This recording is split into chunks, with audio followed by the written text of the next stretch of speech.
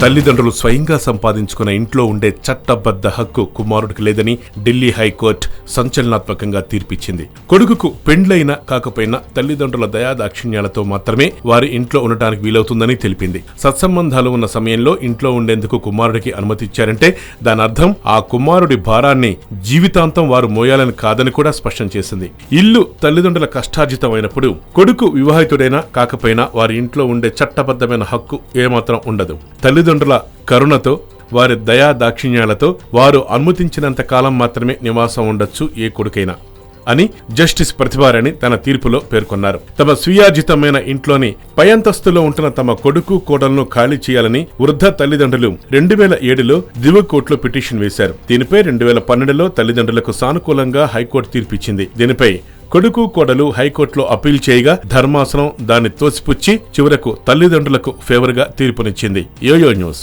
Hyderabad.